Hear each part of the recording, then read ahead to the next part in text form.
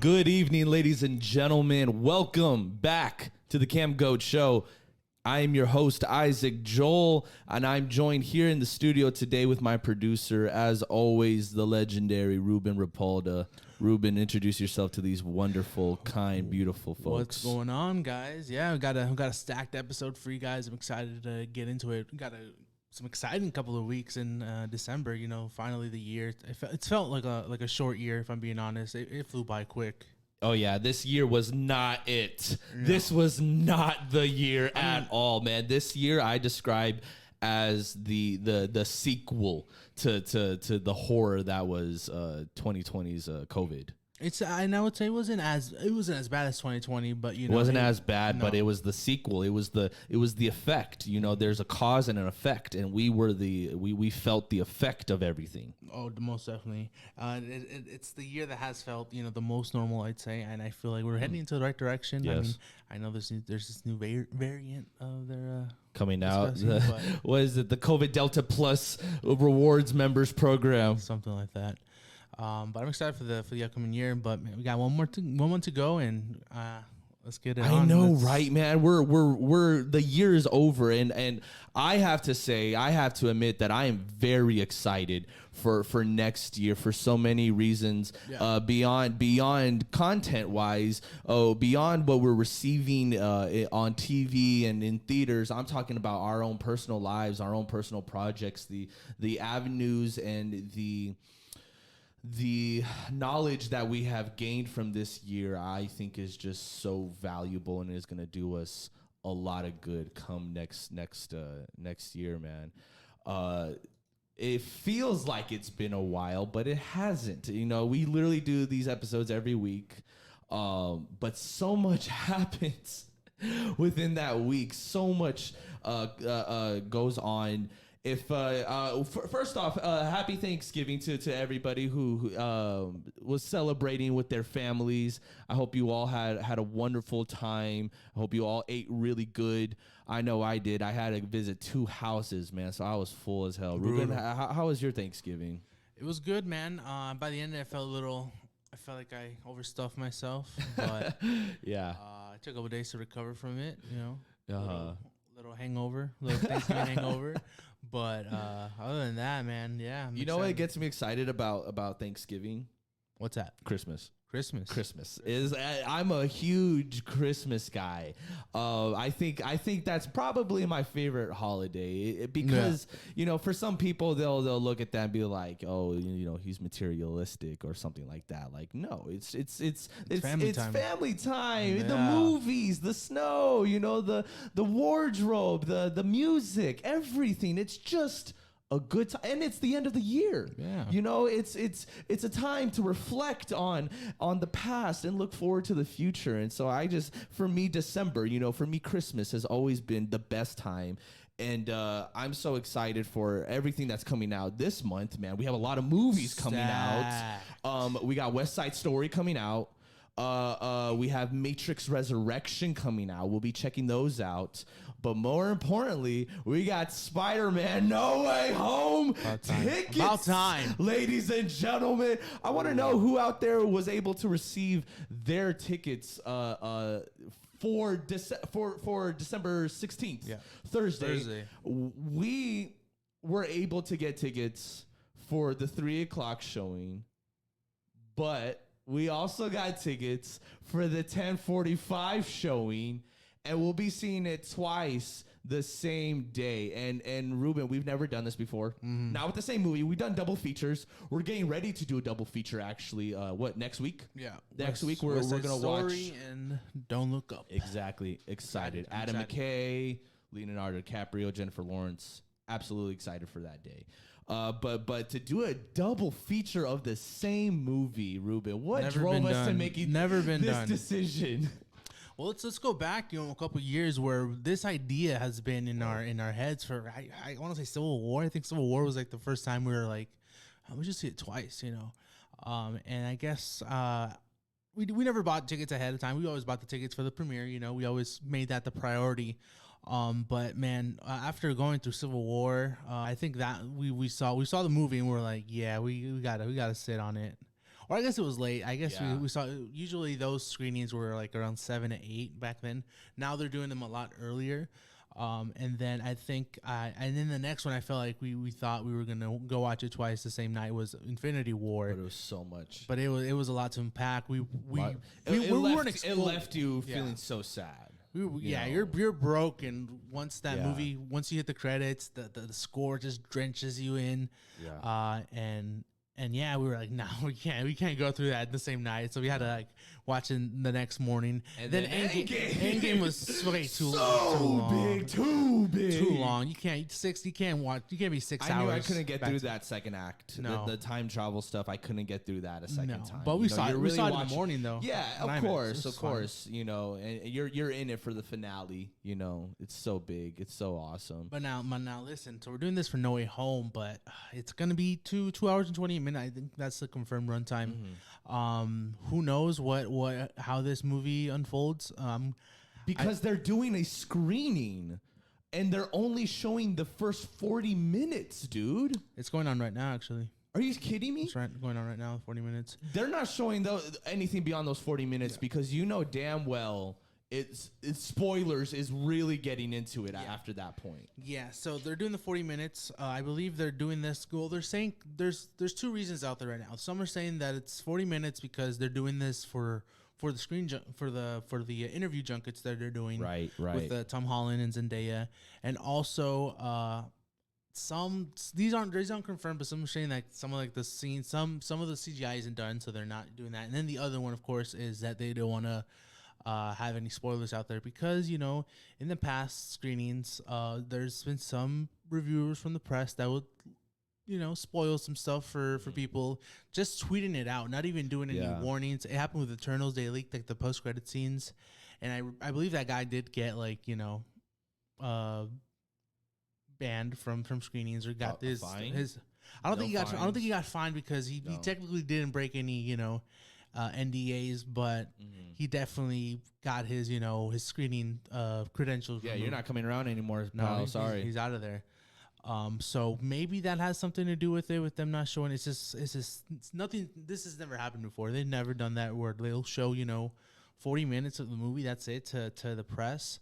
I don't think anything will spoil from that one. It's just such a shame that these reporters are just like kind of chasing a story clout, man. Yeah. It has nothing to do with like them being fans and wanting to interact with the community. No, it's nothing like that at all. It's piss us off, I guess. It's to be ahead of the curve. Be like, ooh, I know this, and I'm gonna get it out there. I'll be the first one to get it out there. I do believe it's a shame, man, that you can't just enjoy it. The full version of the movie, I think, will premiere sometime early in the week the movie comes out. So I'd probably say Monday, Tuesday. We'll get some people who watch the full movie, which is fine. I feel like by then we have enough time to like delete Twitter or stay off social media, which is what I plan to do. I think I don't know how we're going to do this, but maybe we'll go see, because we're going to have like a huge chunk of time in between the viewings for us. So maybe we go and watch it the first time, come back, do a podcast, our first reactions, and maybe go see it a second time and then talk about our second reactions, because we'll be seeing it the second time with the crowd who hasn't seen it before. I highly doubt anybody would be there who had already seen it at the 3 o'clock. If they do, we'll notice. We'll be like, oh shoot, we saw you earlier, you know? Because we'll be out of there from like at 6, and then the movie's out like until 10. Yeah, so. We'll have like close to like 3 hours, 10:45, close to 11, plus trailers, man. Yeah, bang this out, and I'm with it. But but we haven't even talked about the tickets. Our experience. No, dude, getting them, the sites. If you're living under a rock, if you're not one to stay up late till midnight to get that new iPhone, to be one of the first in line for it, then good luck. Bro, I gotta say, it was easier to get a PS5 than to get No Way Home tickets on Jesus midnight. Christ. So let's start at the beginning. It was weird how they were doing the tickets, because some theaters were doing it at 12 o'clock Eastern, and then some were doing it at 12 o'clock local time. For us, the movie theater we go to is Harkins, and it's like a West. I'm a rewards member. Yeah, we're rewards members. It's more a Southwest chain.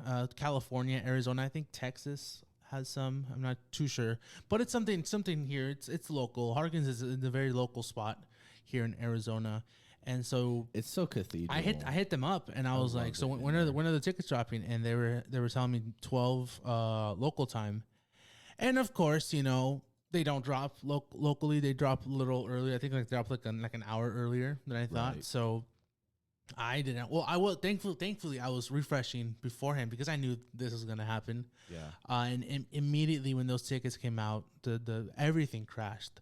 The Harkins website, Fandango, Adam, all the websites. So you can't even like load to find the movie on the website.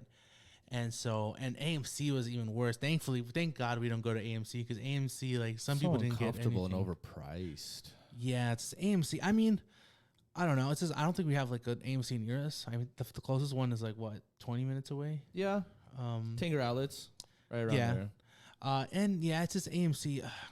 We're just not like in the ecosystem, I think, because they have that plan where like you can watch movies every week. I guess like $20 you watch 3 movies a week, which is pretty cool.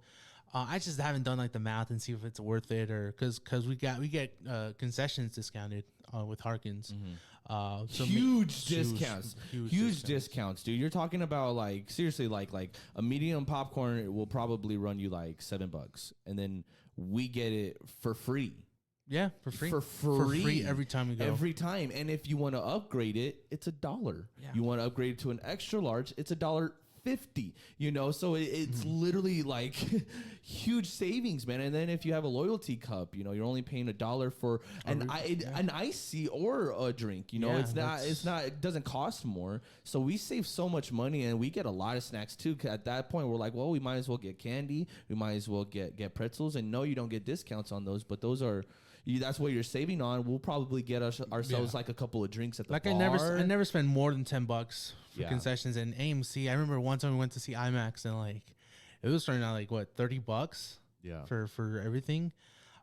So it's just been a lot easier for us to be dedicated to that. And then you know we're just used to how their seating arrangement is and how we buy tickets and stuff, the app and all that. And then we have points and stuff. We're getting off track here, but we got the tickets. It started working. I think I used Adam tickets, which I didn't even know existed because I remember using Adam like Age of Ultron days, and I haven't even heard about him. You know, neither had I. I was like, "What are you talking What's Adam? about? What Adam? the hell is Adam? Black Adam."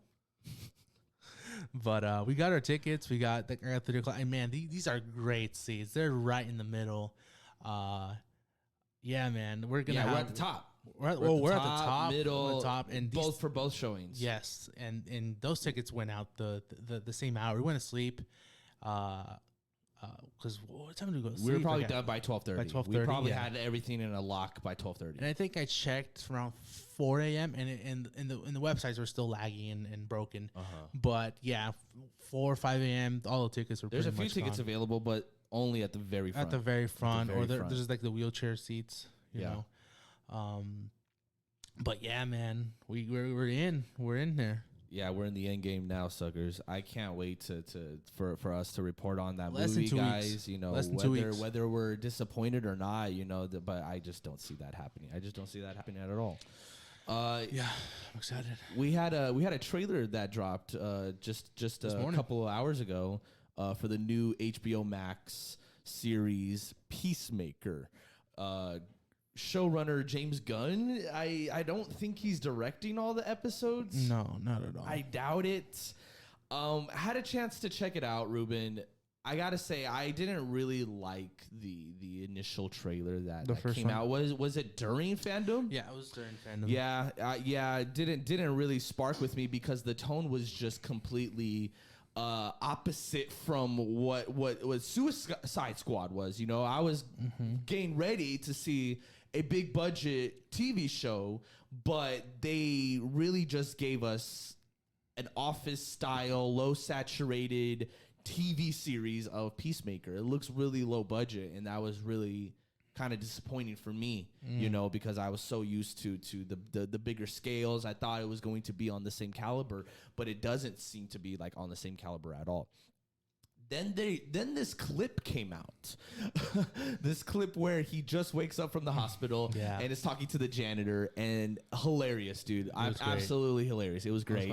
Really, I was hooked. Yeah, definitely like kind of switched my mind about it. I was like, okay, these trailers, these marketings are just whoever is behind these damn posters, whoever's behind these damn edits, someone really needs to fire. Because it just doesn't do your guys' product justice. It doesn't. It really doesn't. And, and I have no issue with like the product changing. I'm okay with things not being what it is that I expect them to be, but it's just the way that you present them. That's all it is. This second trailer that dropped was meaty. I think close to 3 minutes.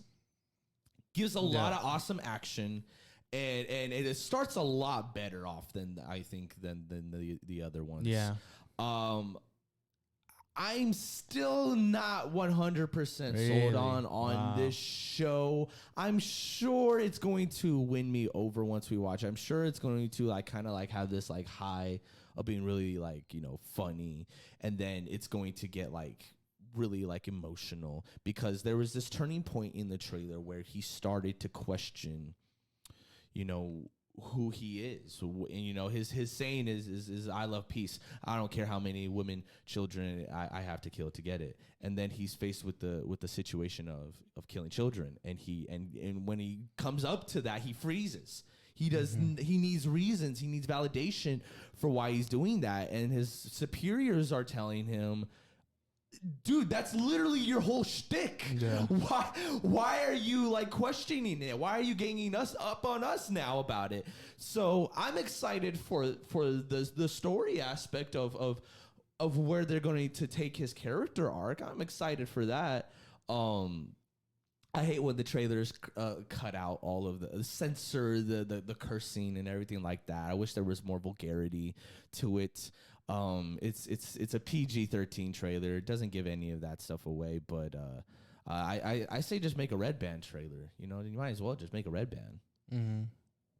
Are you excited at all for the series, Ruben? Yeah, definitely. It come out? Definitely. It comes on January 13th. Okay, so middle January. Yeah. It's fine because there's not really coming out that time. Right. It'd be kind of weird. Well, I wouldn't say weird, but it's just December's so stacked with Hawkeye, and then we're gonna get not Mandalorian, the Book of Boba Fett. Near the end of the year, so there's no room to drop it really. Mm-hmm. I mean, so I'm excited. I'm excited to see it. I'm curious how many episodes they're gonna do with the show. But yeah, man, John Cena. I think he's killing it right now.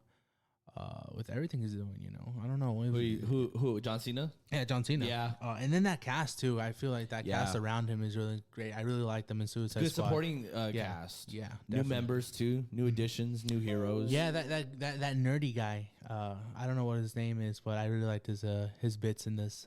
I think it's gonna be like a good, right. Contrast to Peacemaker. But yeah, I mean, I thought the trailer was fine. I do think it was way better than the first one. Mm-hmm. Kind of glad they kind of sold me a little more. I was kind of getting a little worried. Yeah. But yeah, I'm excited. I'm excited to watch it. And I can't wait.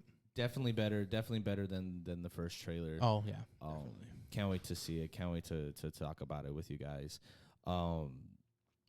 We're going to move on to our next topic and discussion for today. We're going to kind of go a little bit into not really take too much of a dive into this. Deep dive. Yeah, I don't really want to take a stand on this or let's just get it on. I kind of just want to report on this.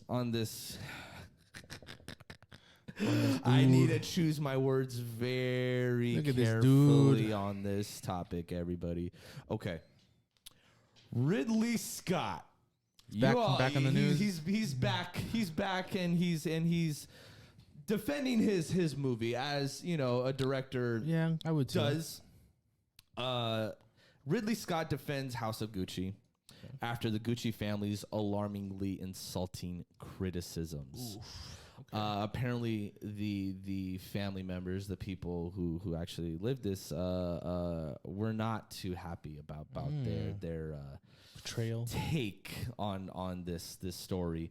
The production of the film did not bother at all to consult the heirs before describing Aldo Gucci, president of the company for 30 years, who was played by Al Pacino in the film, and the members of the Gucci family as thugs, ignorant and insensitive to the world around them. They added, "This is extremely painful from a human point of view and an insult to the legacy on which the brand is built today. We are truly disappointed. I speak on behalf of the family. They are stealing the identity of the family to make a profit, to increase the income of the Hollywood system. Our family has an identity privacy. We can talk about everything, but there is a borderline that cannot be crossed." Wow, man. Wow.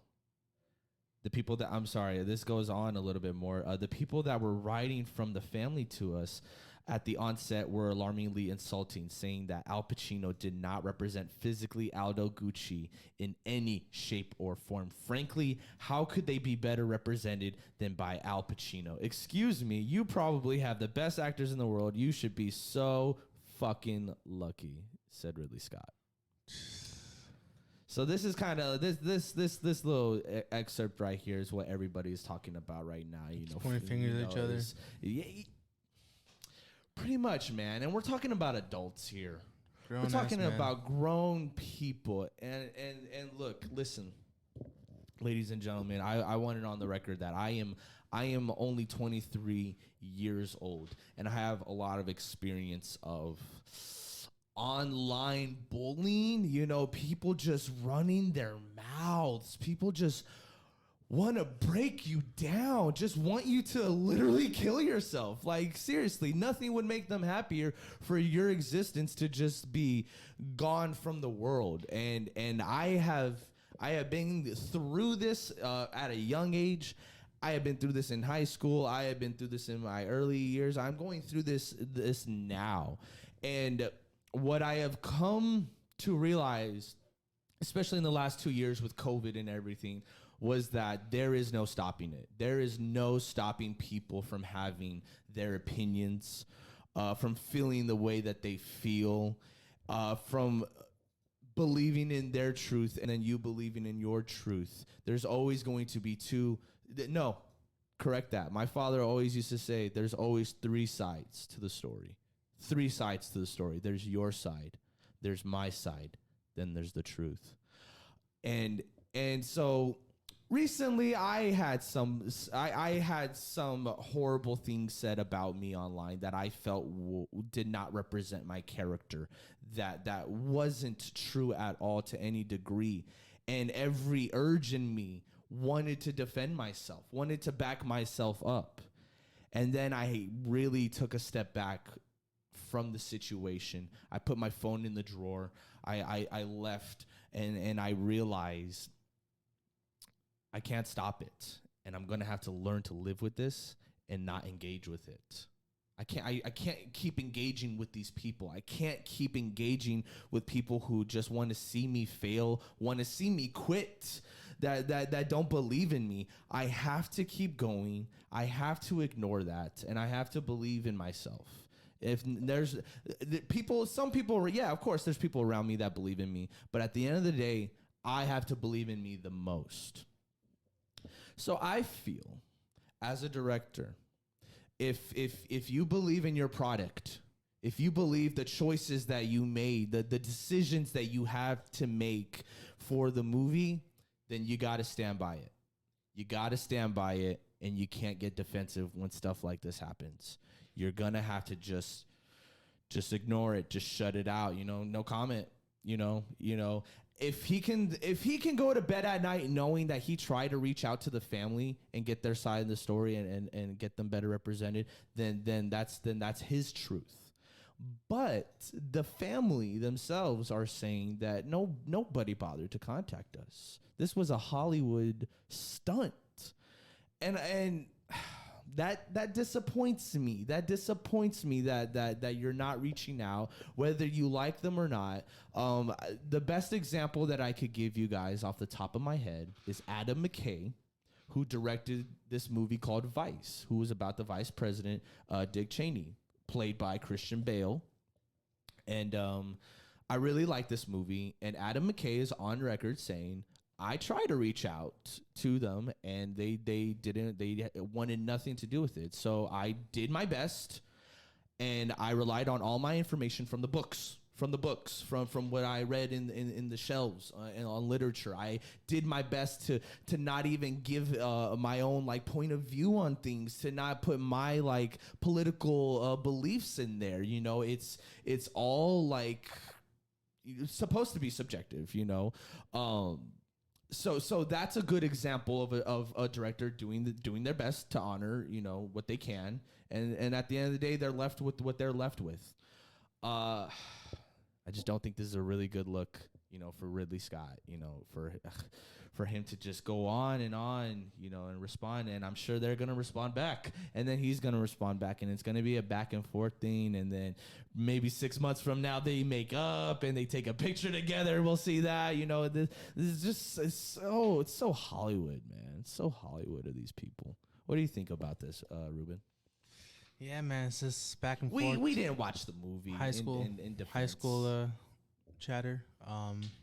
Hope it's not a stunt to get the movie out there, since it's not doing so well. It's not doing so hot. So who knows what they're doing? You know, Ridley Scott. You know, I guess it's his thing to say or do stuff to get his name out there in the articles, get us, you know, to talk about him. Yeah.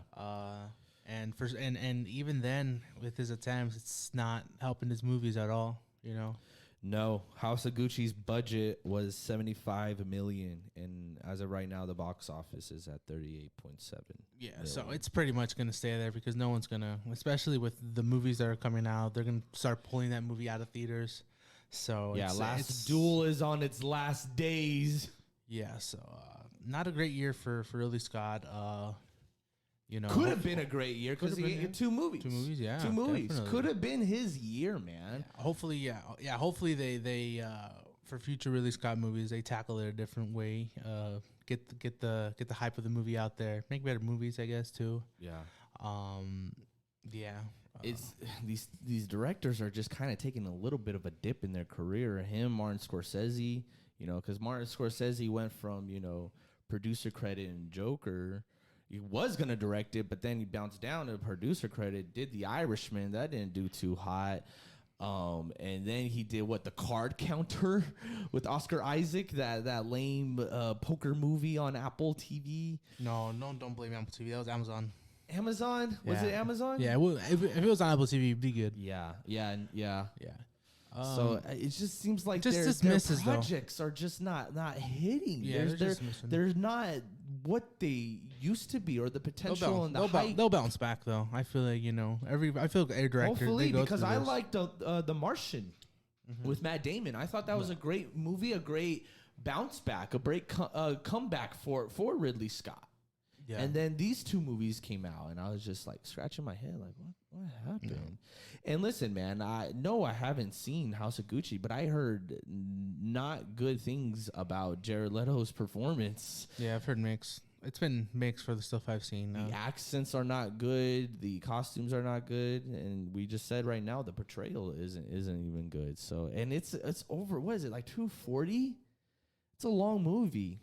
I forget the runtime. Yeah, but I just don't think that's worth me sitting through. I hear it has a lot of similarities to The Godfather, but not really. 238. Okay. It's a long movie, man. I'd rather see Spider-Man twice. I guess I really am a millennial. Let's keep it going, though. I think we got some reviews to talk about. We've been watching a bunch of stuff, you know. You know, dude, I am so excited to talk about this next story, this next show that it is that we really sunk into, the Shrink Next Door. Yeah, Apple TV, man, they're killing it right now. We've been mentioning it since the beginning of the podcast, our excitement for it, and when it is that we're going to talk about it, and I'm so kind of grateful that we took this amount of time. How many episodes are we in? 4 or 5? We just watched 6, I think. We just watched the 6th episode. I think so, yeah. We just watched the 6th episode. Yeah, that's right. Because the first 3 came out. Big old chunk. Insane, man. Insane. And we watched the first 3 literally back to back. Now, this story, I really wanted to kind of like stay away from it. I wanted to watch the show and kind of like discover everything, but my curiosity was piquing me, and I literally could not stay away from it. I needed to know how accurate it was. Is this another one of those movies that doesn't that doesn't portray the real life characters? And it does. This show leaves me so speechless for a lot of reasons.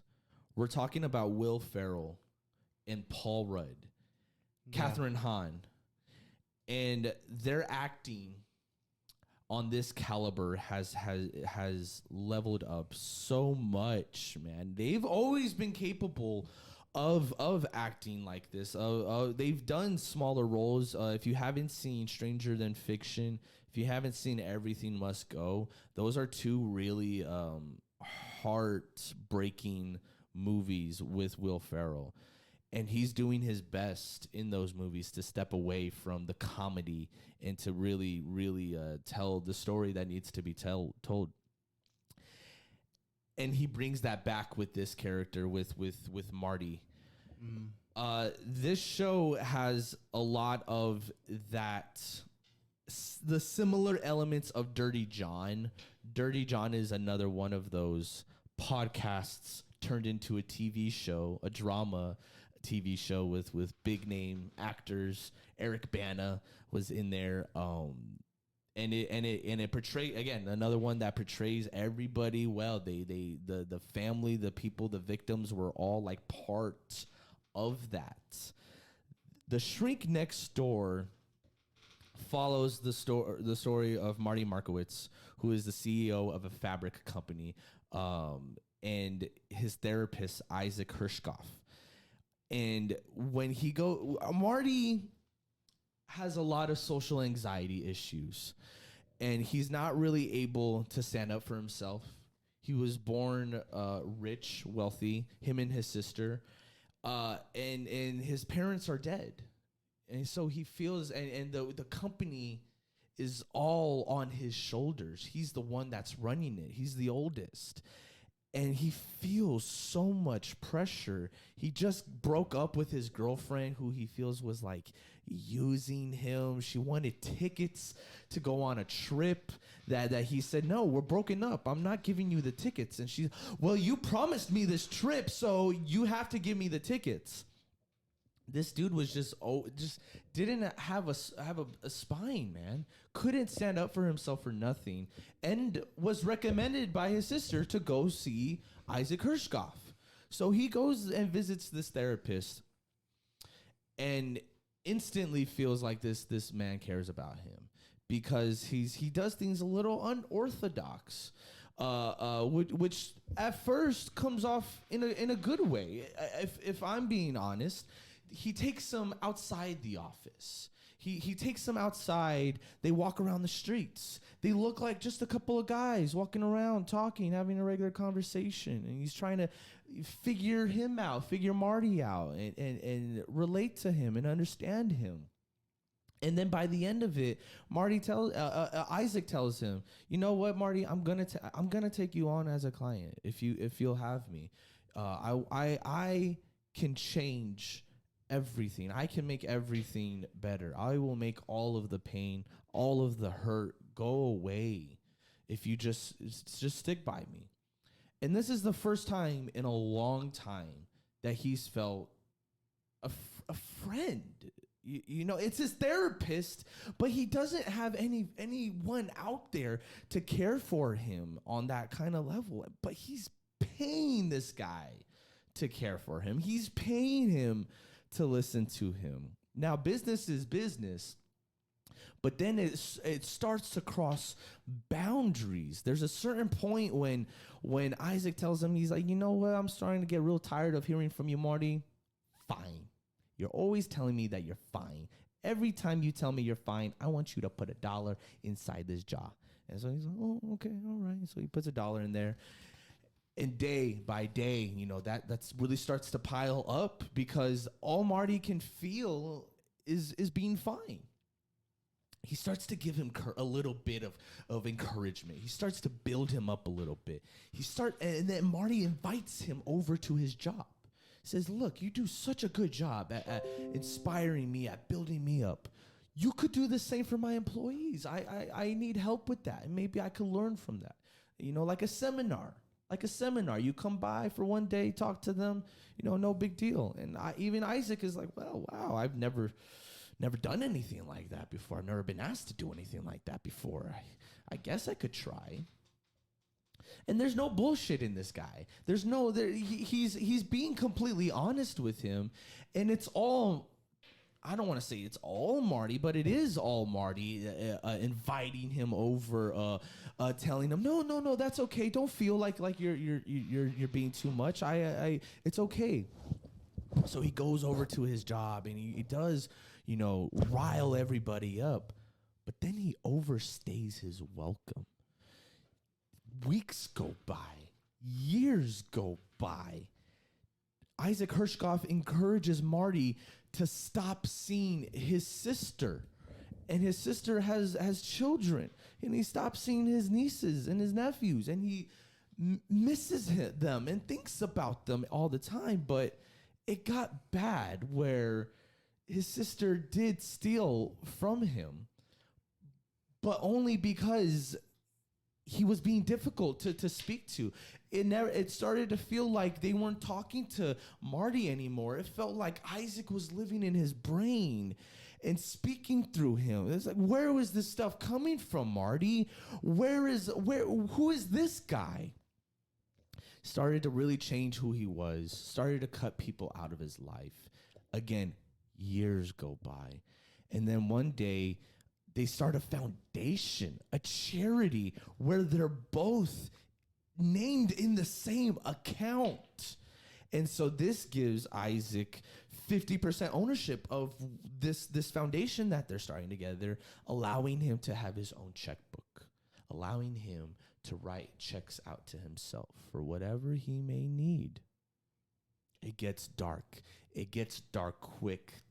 It gets difficult to watch in your stomach. It gets cringing because you can't stand to watch a sweet man be taken advantage like this. One day, Marty feels bad for Isaac because he believes that his father just passed away. So he says, you need time away. You need to come to my house in the Hamptons. For a weekend, we'll have a good time. Bring the wife, bring the kids, and they have a great time. But then Isaac overstays his welcome once more. Then he insists on, I gotta write a book. I want to write a book. I need to stay here, and I need to feel the inspiration. So Isaac sends his wife and kids back to the city while they stay behind at the Hamptons, writing this. And Isaac is having a good time swimming in the pool, playing golf, while Marty is doing all the typing. Marty is doing all of the revisions. Marty is making all the food, buying anything that this guy wants because he believes that Dr. Hirschkoff saved his life. Then the parties start to happen. Hirschkoff insists that they tear down the fence, buy the house next door, build a golf course, build a tennis course, build a basketball hoop, and let's invite all these people over in the community. Let's invite the rich, the powerful, everyone that's connected, clients, this and that, make it a networking thing for the foundation. It's all for the foundation. It's all for the charity, which, what is the foundation? I don't even know. I don't even know what they're raising money for. Neither does Marty understand what they're raising money for. Something to do with politics, something to do with the children. I don't know. I don't know. The parties get out of control, and Hirschkoff starts to decorate the house, starts to take things down, puts up pictures of him and his clients, and now he's starting to see celebrity clients. Now his name is kind of getting big. Everyone who goes to these parties believes the house belongs to Hershkopf. Why? Because he painted his name on the mailbox. They have to pay for a shuttle to go all the way to the city and drop the people off. And then they drop them back off in the city at 10 o'clock. And at first, people love this. At first, the parties are insane. Everyone's having a great time. But then they start to get older. And then the party just isn't that fun anymore. People want to go home early. People want to be with their families. People start to see through Hershkopf. But Marty isn't. Marty gives up his Hampton home and is now living in the guest house in the back and has nothing and dresses like he's the custodian worker. He doesn't wear fancy clothes. He doesn't care about that lifestyle. He only cares about being loved, being cared for, his family. He's constantly thinking about his family because he gets these fish. He builds a pond right by the guest house where he's been living for years. He builds this pond and names all of the fish. At one point, he had this beautiful cherry tree in his backyard. Marty. Again, this is his family's home that they've owned for over 50 since the 50s for over 50 years. It's generations of Marty's family. And when he looks at this beautiful cherry tree, it reminds him of his mother who's no longer with him. And Hershkopf insists that they have to take down the tree to make space for all of this other stuff. And Marty's just like, yeah, I'll think about it. But then he's pushing him and keeps insisting that we have to take the tree down. And Marty at one point tries to stand up for himself. He's like, well, listen, I don't think it is that I have a problem with the tree. I think it is that you have a problem with the tree. And Hershkopf believes that because he's a psychiatrist that he knows everything and that he knows better. And he tells Marty, you have an unhealthy sexual relationship with this tree. And he really makes him feel bad about himself. And none of this is true. But he has this way of manipulating him into believing that he feels this way when he doesn't feel that way. He doesn't feel shameful for loving this tree, for remembering his mother. And Hershkopf threatens to leave him. Threatens that I'm not a good therapist. I don't know what it is I'm doing. I should just leave in the morning and quit and we'll call it at that. This breaks Marty, and this pushes him over the edge to chop the tree down so that his therapist, his best friend, doesn't leave him. I'm only hitting the tip of the iceberg with this, ladies and gentlemen. This is a true story and a New York Times podcast that you can listen to, and I really encourage that you guys listen to it. I have had the chance to listen to it front and back already, and we're still going through the show. The show isn't over yet. It's close, but it has gotten really deep. It has gotten really difficult at times to get through. Wouldn't you say so, Ruben? More so than Chucky. Yeah, man. This show has been a lot, man. We've gone through a lot in only 6 episodes. Yeah, man, the dynamic between them, we just want what's his name, Will Ferrell's character? Marty. You just want him to finally be like, enough is enough, but that's definitely something they're building up to. And yeah, I feel it like with this last episode, you start to feel like, okay, you kind of see it in him, but not really, because I don't want to spoil the last episode, but I do feel like he's kind of, maybe kind of catching on, but not really, because he's in denial the whole time through the show, that he's not taking advantage of him. He's his friend. Why would he? Yeah, definitely. And I feel like it's Definitely maybe mental illness is something in there too. Trust issues, stuff like that. And I feel like it's being told in a good way, and at times it's very uncomfortable. But I do love the way the directing they're doing. Even then, even also too, the performances too, the accents are amazing. I feel like they really Jewish Brooklyn accents. yeah, they really sell it, and they sell the setting, the years, man, the years this takes place. Like, I believe the last episode takes place in 2007, and for me, I feel like, no, that's not that long ago, but in reality, that's what, almost, That's Iron Man. 15, how many years is it? 13? Yeah. No, 15 years. Yeah. Wow. And that's a period piece. Dang, 2007. I remember, where I was in 2007, and to see that setting being like a historical, time, I guess. So I'm excited to see where this goes, and where we see Marty and Ike. See how it plays off, because I don't know if Isaac. I don't remember Isaac mentioning this, but like in the first episode, we kind of see like the present day. We kind of see a glimpse of like how far the abuse has gone. Yeah, how far he went through it, and we see his pain and his suffering. And I think it was really well done to tease that in the beginning, because we're like, oh my God, why is he like this? Like, something must have happened. And they age them really good too. Yeah, because you're seeing them get older and older. The gray hair, the this wrinkles, is a span of like 10, 15 years. They look good. Yeah, most definitely. And so I'm excited to see where they finish it, because I believe there's 2 episodes left. I believe it's because I think it's 8 episodes in total. So I'm excited to see it's about to end, because this last episode, I feel like they took like the years by quickly.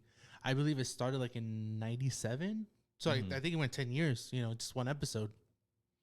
And with this next episode coming out, it's moving even closer to present time. Because I do notice that, like, in the screenshot of the next episode, he has like a full on white beard, Yeah. So yeah, it's gonna be exciting to see what happens next. Do we finally see the tipping point? I'm excited. Yeah, ladies and gentlemen, we'll definitely be reporting on the finale when that comes out. But I hope that this is enough to get you excited. We definitely did not spoil anything. Like I said, we're just hitting the tip of the iceberg. There is so much relationships and dynamics to unpack in the show. So I was talking about it just the other day to my mom, who doesn't have Apple TV, and she was instantly convinced that and signed up, and now she's watching it. She's in deep on it, and there's so many other shows on there, guys, that you definitely should check out. Moving on to our next topic in discussion, we on TV series. We just got done watching the season finale for Chucky. And we just got done watching episode 3 of Hawkeye. Yeah. And both of these shows have been really unabashedly just fun and exciting, dude. Absolutely thrill writing. Talking about the finale for Chucky, it really got big, guys. It really got big, and we confirmed. We know last episode we didn't know if we were gonna get a season 2 or not. We now know we are getting that second season. Let's go. Where that's going exactly, we don't even know. I heard something about an all new cast. Are you serious? Is that real? No, I think that wasn't real. No, okay, man, real. You had me for a second. Yeah, that's kind of. There's no way they can do that, because they set up that some of these characters are still around. Yeah. But Chucky is everywhere now, guys. He has spread. He is vast. He's a virus. There's no getting rid of him. No. This series, man, I didn't know what to expect with me not being a horror / Chucky fan. Just I just never really watched the movies. I know, I've known Chucky my whole life for what it was, right. the pop culture impact Chucky has had. And so I was interested to see how I learned that this is, taking place in that universe, in that Chucky universe of the original movies. And that's just such an interesting idea, to cover. and to do it on a TV show, you know, to really get to know these new characters, get more Chucky. I feel you'll get more personality at Chucky than those movies, because the main it's self an ego trip for Chucky, especially at the end, because he's faced with versions of himself. You know, the human version, the doll version, and they all think collectively kind of different. You know, they were asking that question, what's off, are babies off limits? What's the age gap for what we can kill, what we can't? You know, anything below 2, that we're not savages, guys. You know, and they're like, but what about twins? You know, the banter is so great when it's Chucky on Chucky. Yeah, I can only imagine if I was like a Chucky fan, like in like the 2000s, I'd be crazy for this show, because it's just full of Chucky lore and stuff like that. And so if you're you know a fanatic from the beginning, man, you gotta be eating this up. The puppetry is just so good, because everything I feel is some of the dolls looked like the vintage versions, and then some looked like newer modern versions. Oh, there was a hilarious part. It was my favorite part, when he was like, "We're gonna party like it's 1999." He's great. Like kind of like dancing and wiggling, and just the animatronics for the facial expressions. It really feels like this doll is so alive, man. Yeah, I don't think we haven't watched like the behind the scenes for the finale. I really want to. We didn't. We got to watch that, because every episode they would do that. But yeah, Jake had an awesome moment at the end. I don't want to spoil. I don't want to spoil it. But Jake really came around for the show, man. He really came in clutch. That's all I'm gonna say. Yeah, I was worried about the cast. I really thought they were gonna take a backseat in this episode, because it's kind of started like that in the beginning. Also knowing that the finale was like 90 minutes. You know, on TV technically, so with commercials, but yeah, usually you don't get that with TV stuff at all. Usually specials and stuff like that. So it was cool to see that extended. It felt like a movie, really, because we're getting different acts, you know, in this episode. And yeah, they really came through with the starting cast, and I'm excited to see what they do. They're gonna be maybe a little older. Well, it comes out next year, so we won't really have like a time gap. Yeah, you know, it's gonna be shooting back to back essentially. Watching the kids age. Yeah, man. They looked younger in the beginning of the show, and now they are starting to look older.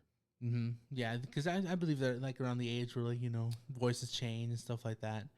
And yeah, man, overall the execution of this show, the gore, man, at the end, this finale, man, was great. Some of the stuff they did with Chucky, and you know how it went, you know. Right. I'm definitely going to miss seeing Chucky up on the big screen again, but there's just no denying that it is a perfect show. And I encourage you all to watch it. It's setting so much up. The same way that Hawkeye is setting stuff up, man. Hawkeye is setting a lot up for the future of these Marvel TV shows. We just got teased in the 3rd episode. I'm going to talk about it. We're going to get right into it. Wilson Fisk, Uncle Fisk, he's out there, guys. He is out there, believe it or not. I heard this crazy rumor, and we didn't even talk about it last time. But I heard this crazy rumor that the Kingpin we're going to see is in a fat suit and also CG enhanced to kind of give him the more comic accurate version that we know of the Kingpin. And that really excites me. We got a glimpse of his hand touching Echo's face, you know, and we heard his laugh. It's clear as day. It's clear as day, his laugh. There's no denying it. And I swear to God, if we get another boner joke, I'm going to break every TV I own, man. Yeah. If they are dicking us around on this, I am going to riot. It's not funny anymore. No. It's not cute. It's not. Give it to me. Give it to me. Yeah. Hearing those reports about the fat suit and the CGI at first sounds goofy and a little concerning. I'd feel like Scooby Doo this but with having Wilson Fisk in this universe, and Marvel obviously, universe. having him, because obviously this isn't going to be the same one from the Daredevil series, because that's officially not canon due to Netflix and stuff like that. So they're starting all over. But to have the actor Vincent D'Onofrio, is it? Yeah. I messed it up. My bad. But to have him, he was born to play Kingpin, and he killed it in Daredevil. There's nobody else. Definitely, and so bringing him into this world, I gotta feel you gotta make him look a little more menacing, a little more, kind of brute type, Especially since we've seen like Ultimate Kingpin in Spider-Man PS4.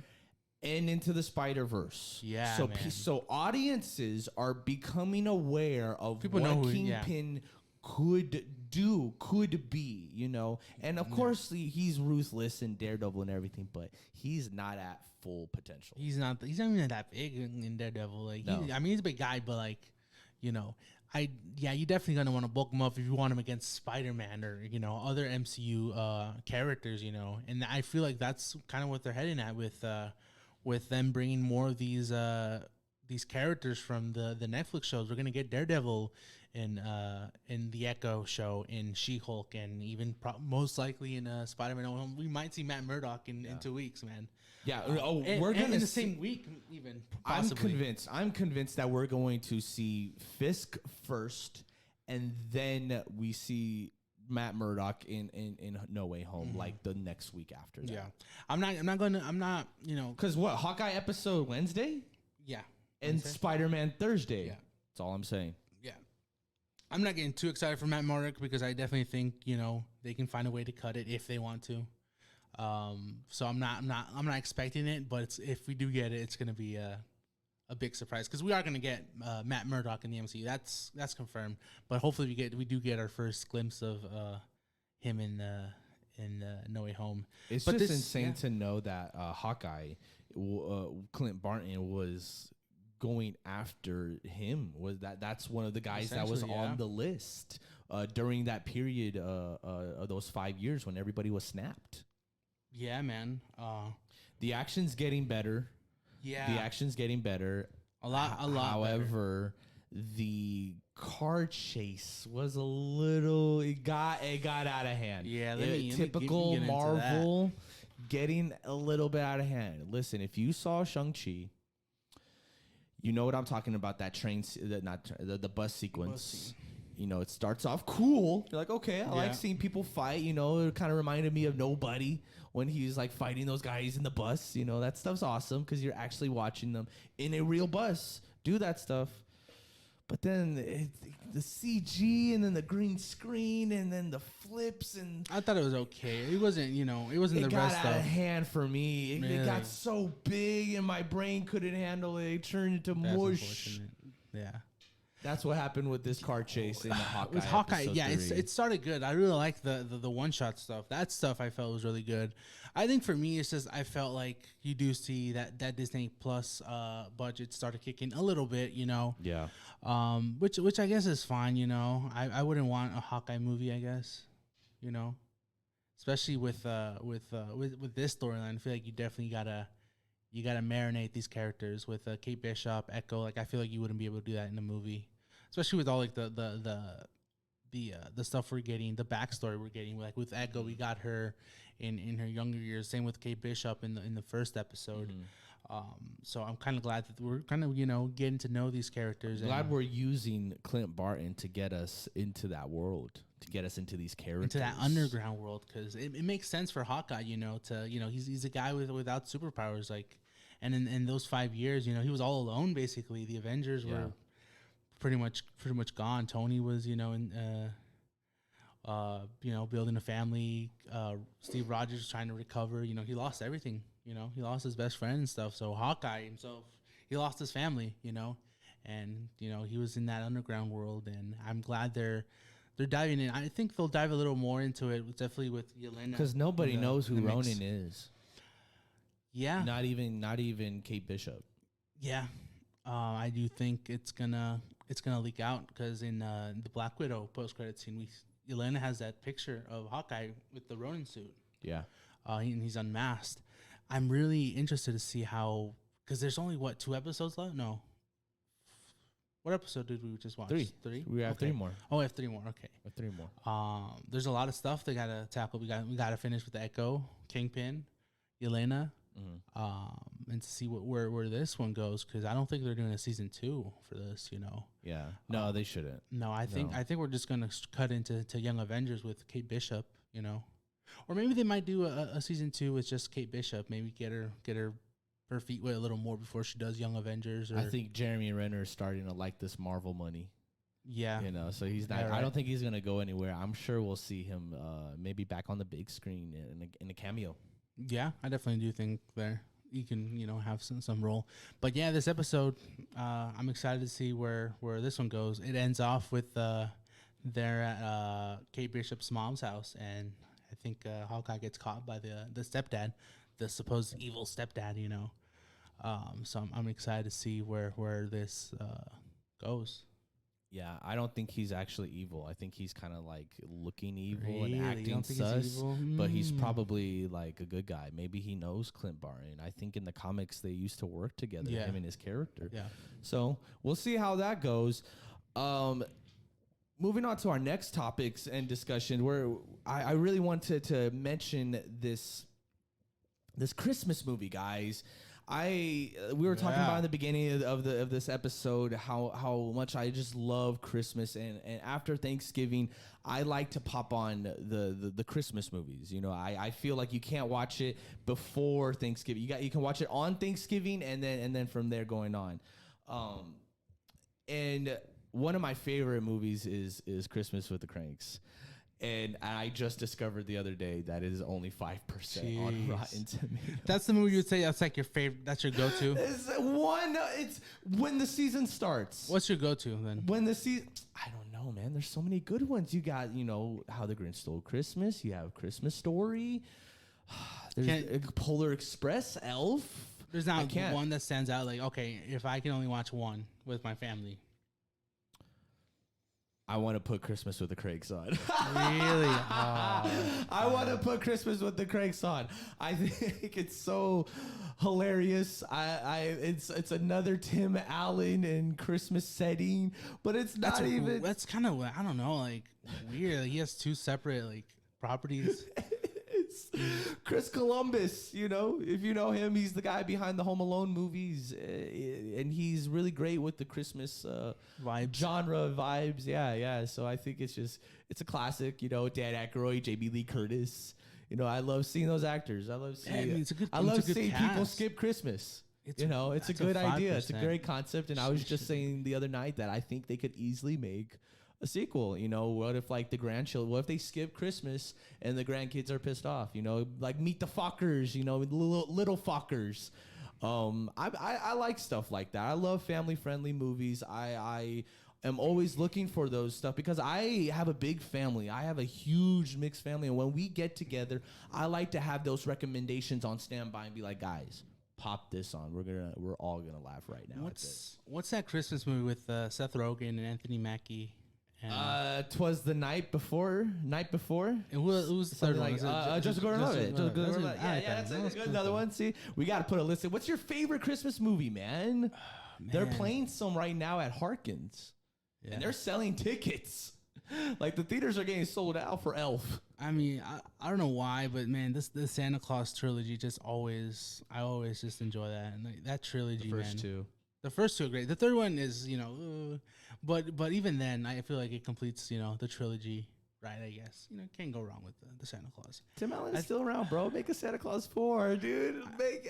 Do it right, Nah, Tim Allen is banned from Hollywood, I guess. Tim Allen. Yeah. Whether you agree with that or not, but I mean, 8-Bit Christmas 8-Bit is Christmas. now played on HBO Max, ladies and gentlemen. This was something that caught my radar. You told me about this. I think you sent me the trailer. Yeah. I didn't watch the trailer. I don't know why. I was busy. No, everybody ignored it, dude. Because we're like, oh, the freaking Neil Patrick Harris Christmas movie. Yeah. HBO Max too, having it not being in theaters. Mm-hmm. Oh man, this movie should have came out in theaters, man. It probably wouldn't have done any money. They did not market it. The reason why you have not heard about it is because there is no marketing. It's not on social media. I've seen nothing, nada on it, and No. I feel awful about that. I really do. But I'm here to talk about why you guys should absolutely watch this. Get everyone together. It is filled with surprises, twists, and turns. It went to places I wasn't expecting it to go. It has this vibe of The Princess Bride and Christmas Story. Yeah. And those two I love both of those properties. It's Neil Patrick Harris's like father character telling his daughter about the 1980s when he was her age, and he would have done anything to get the Nintendo. And from there, dude, it's so ultimate, man. It is so rock and roll.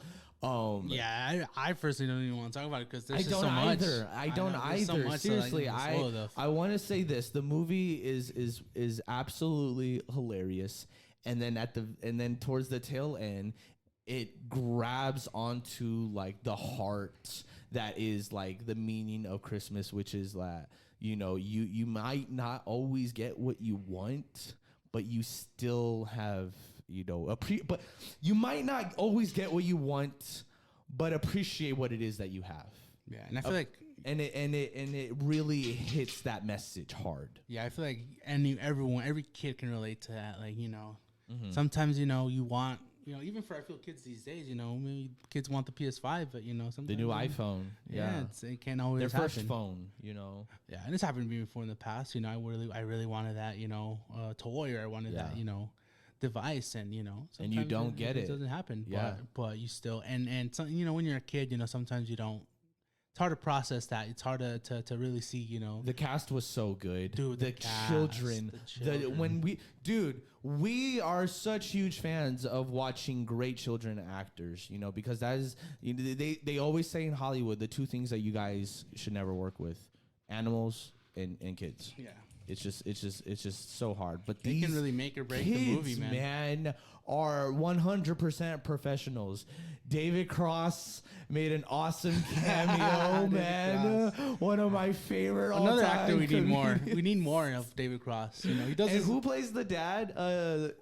Steve Zahn. Steve Zahn, man. So which you might know him from the Diary of Wimpy Kid movies. Daddy Daycare. That's for you. Okay. That's for me. He's like a huge fan of like Star Trek in there. He's a huge nerd. Really? He's so that guy, good, man, dude, at playing that father figure role. Yeah, most definitely, man. I mean, like I said, I've known him more from like those Diary of Wimpy Kid movies. Well, you like him, or I personally think it's one of like the better. Diary of Wimpy Kid 2 is my favorite movie. It's honestly, a great we need movie. to rewatch them because I remember we rewatched like all of them, and even then, like the worst one was the third one. Yeah, and I haven't watched the reboot. Soft reboot. Wait, did we watch the reboot or no? No, we did not. We got it, and I will not. No, we will. No, it's on Disney Plus, I think. I will burn myself to the stake. They recasted the whole cast because they. And now there's an animated series. I'm excited to watch that. We'll watch that later. You're not excited? You're not looking forward to that? No. Well, listen. No, I don't want to get too caught up in it, but I'll just say that I'm not excited to have to rewatch the first book all over again. Really? Yeah, that's it. Yeah, that's it. I've seen. I know the story. I've read the book. They should have done this from the beginning, or what? I like the live action. No, I like the live action. I think those stories are meant to be told live action. But the dad really. I wasn't expecting the way it went through the end. I really didn't think he was going to be a major. I thought he was going to be the dad. He's not really a part of the story. The arc of the movie. And they trick you like that. Yeah, man, and it's something you got to watch with either your family or even if you want to do it alone. But definitely, I can't wait to watch this movie with my family. Like it's definitely one that's gonna. There's a hilarious sequence where I just want to talk about this one scene. We're not going to spoil any of the movie. There's so many moments. Wait, which one is I'm telling you guys. There's so many moments. There's the TV, the karate. There's so much stuff. But I'm talking about the mall sequence. I know it. The mall sequence. Okay, when the little boy takes his eye off his sister for a second and loses her. They find her. She's outside. And the dad is yelling at him. And you're like, oh, man, you feel bad for the kid. You know, getting yelled at. You know, he got distracted in front of everybody. Yeah. And the dad's telling him, he's like, I can't believe you lost your sister. It's not like losing your retainer. And then the kid's eyes bulge open and he realizes, I dropped it in the mall.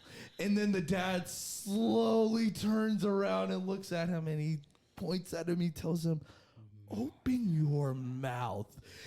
And the kid darts right inside, man. And the dad chases after him and slips on the ice and is struggling to get up and chase after his own son. Dude, this scene killed me, man. They're running all over the mall. The kid he sees the retainer and he is chasing after it while the dad is chasing after the kid. And oh, man. It is that scene alone is worth checking this movie out, guys. I really hope you guys get a chance to see it. I read some really what I felt was just like horrible, mean reviews. You know, it's a family movie, man. Like, how are you gonna really critique and criticize? Well, I mean, there's family, Christmas, and kids at the. You know, it's not. What about the new Home Alone though? God. That's a family movie. Oh my God, dude. I did watch it. I guess, you know. Home Sweet Home Alone. Not all family movies can be great, I guess. But I mean, this movie was charming. You know, I very little to criticize. I guess I kind of like this kind of comedy style because it's very similar to like Diary of a Wimpy Kid. Yeah. Type of comedy style. And not everyone likes those movies. I'm going to watch it every year. And, this I would love to see these characters again, dude. I wonder if there's an opportunity or a chance for them to tell another different, like you were just saying right now, Diary Wimpy Kid style. You know, they have all these books, but they're all like, you know, some are about him having summer vacation, some are about him with his brother, you know, some are about, you know, school. So, you know, what if they did like Christmas every year, but like they visit another family and it's another thing that he wants, or, you know, more hijinks. I would not mind seeing this cast and crew again is all I'm saying. Fun little ride. We're going to move on to our final topic and discussion for the evening, ladies and gentlemen. This has been such a huge episode. I love being able to talk about movies with you guys. It is my favorite thing in the entire world. Characters, stories, how we portray the truth and how we get to the bottom of everything. I feel like there's always something that we can walk away from any movie going experience, you know, whether you love it, whether you hate it. And movies have really had a huge impact on me since I was little. This is all I've ever known. This is all I've ever wanted to do. When I was 4 years old, I made the decision, director. That's what I'm going to be. That's what I need to do. That is the field that I have to be in. Everybody has dreams, man. No matter how old you are, whether you're 4 years old or whether you're in your 60s and you have these big dreams and want to work with the best actors ever, or work with the best low budget crew ever, and want to really build up the next generation of filmmakers. You want to be a part of that, you know? Ladies and gentlemen, I am talking about the Alec Baldwin Rust fatal shooting and how someone is responsible. Yeah. Someone died. Please forgive me. Please forgive me. This is hard for me to talk about because we're talking about a person. We're talking about an individual. And yes, I know she was a creator. Yes, I know she was an artist. Yes, I know she was a cinematographer. Yes, I know she was the best in her field. I don't see credentials with people. I don't see, you know, you're an actor, you're this, you're that. You know, I don't see, you know, you're gay, you're straight, you're know, I don't put titles on things. You're not a Cancer, you're not a Capricorn, you're this, you're that. At the end of the day, we're all flesh and blood and we're all human beings. And a human being lost their life because they were chasing their love and their drive for the art, and facing that that reality is tough. You know, I look back at a lot of my experience as a filmmaker, and I actually can't believe that I'm still alive today, because I've been on sets with real live weapons. And of course, you know, everybody was careful. Everyone always wanted to protect me. And I want to say it to everybody, I appreciate all of the people on those sets, those music videos, those commercials. I appreciate you guys for always saying, you know, watch out for Isaac. You know, they mentioned me by name. You know, I'm the cameraman. You know, they always were looking after me and always, you know, wanting to make sure I was in a safe distance, or you know, we weren't using this, or no one took that out. The safeties were on. It's empty. This, that. You know, it's a prop gun. It's this. It's that. You know, I really appreciate everybody for that. But it just kind of like opens your eyes, like, wow. Even with all that, even knowing all of that, you know, anything can truly happen, and you don't know.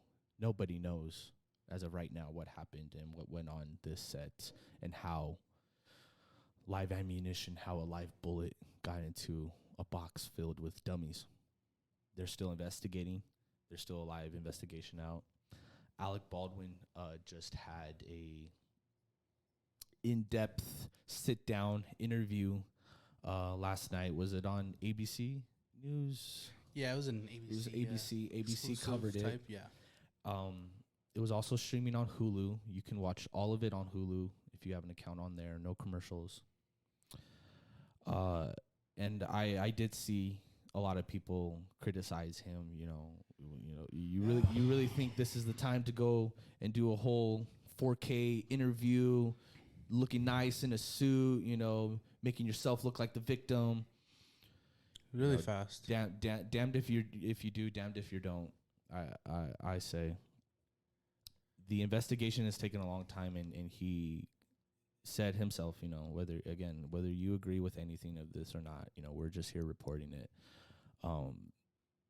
He felt that he couldn't wait that long for the investigation to go on. You know, with he needed the truth and his perspective out there, you know, immediately. They needed to know what he needed, it all on the record. It had to be all on the record. He talked about the experience. He talked about what led up to the events and how he was under her direction. If you guys are unfamiliar with the terms on set, a cold gun usually does mean, you know, that the barrel is empty, you know, that it's not loaded. It's not loaded. Yeah. You know, that everything's okay, you know, or vice versa. So everybody believed that it was a cold gun on set, and they were lining up the shot, and she's behind the camera, Helene, and directing him, telling him, you know, put it down, put it here, put it there, you know, right there, right there, right there, and then he puts it there, and then she's like telling him to kind of cock it back a little bit. You know, his hand was not on the trigger because he took training, he took, you know, courses and everything about that. Not only in his past experiences, but specifically for this set on this movie, they had to go through all of that stuff, man. And so he pulls, you know, he's pulling the release back, and it fired off, and she collapsed. And he said that it didn't cross his mind for 45 minutes that, oh, she got shot. He started talking about how, you know, this happens from time to time, that, like, you know, maybe she got hit, maybe she fainted from the noise, but then also another individual got shot and was screaming and crying and in a lot of pain, and he was very confused as to what's happening right now. What just happened? And yeah. They immediately pushed everyone out. You know, everybody had to leave. Everybody had to go outside. So he's outside waiting to hear what just happened. What just happened? He has no idea, and he still doesn't believe. Still, it hasn't crossed his mind that there is a bullet inside that there was a bullet inside that chamber, because he believed that this entire set, everybody was professional. He didn't hire so and so. He was a producer. You know, he was allowing them to be creatives and make all the decisions. So he trusted everyone's decisions on who was there for what reason. You know, trusted that everyone had the proper training. Mm-hmm. And it wasn't until for, you know, a while until someone came up to him, put their hand on his shoulder and told him, you know, she's dead. She's gone. And he's having to live with this, man. He even said so himself in the interview that if he believed that he was responsible for her death, that he would have killed himself a long time ago. So he has a lot of faith. Something to say, man. That's crazy. He has a lot of faith that they will find out What happened, how that gun had a real bullet in its chamber. But I really recommend that you guys go and listen to it, go and check it out, and hear it for yourself. Yeah, form your own opinion. Form your own opinion, because you know this is the same thing with, you know, Ridley Scott. You know, it's one of those things that we can report on, but everyone's opinion on this is going to be different, and I think you guys need to be a little bit more understanding. Because, of course, I know everybody's, you know, defense is, you know, I always make sure the chamber, I always make sure it's empty. I always make sure the safety's on. I always make sure everyone wants to be so quick to make sure, you know, that they're perfect. You know, everyone wants to point fingers and feel like they're better than so-and-so. And I understand that it shouldn't take someone losing their life in order for us to learn from our mistakes. And I don't even know what the mistake is right now. No one really knows. Yeah, we don't know what went wrong. Who knows if we're gonna know?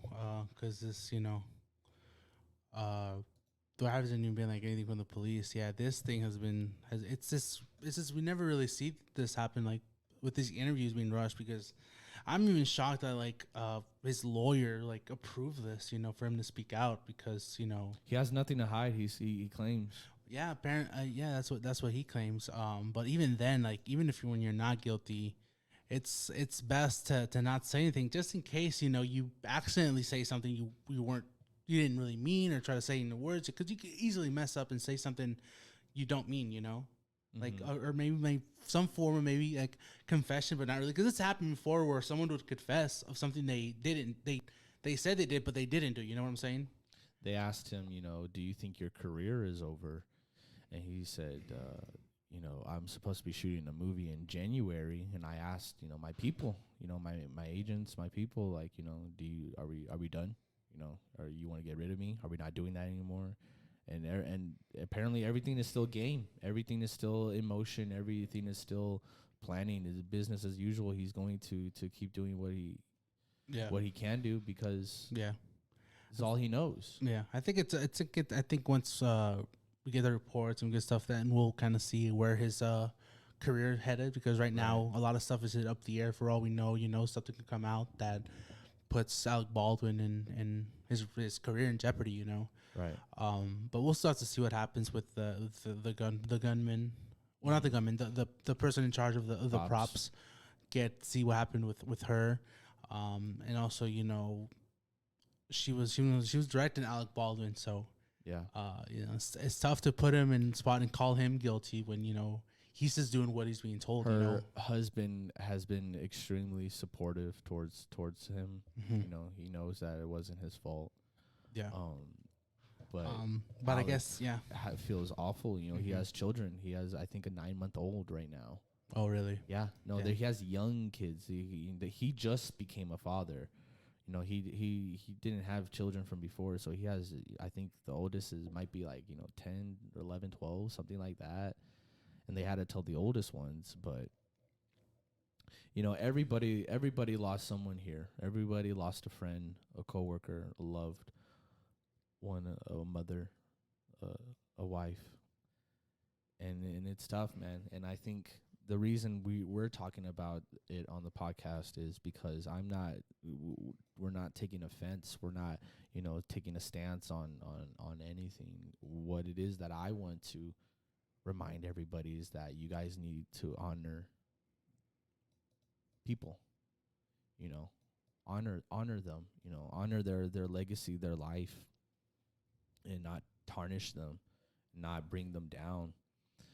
I feel like, you know, the media is just going to eat all of this up, and we cannot forget. We should not forget, and we will not forget that Helene was a person, and she will be, Helena Hutchins will be missed. And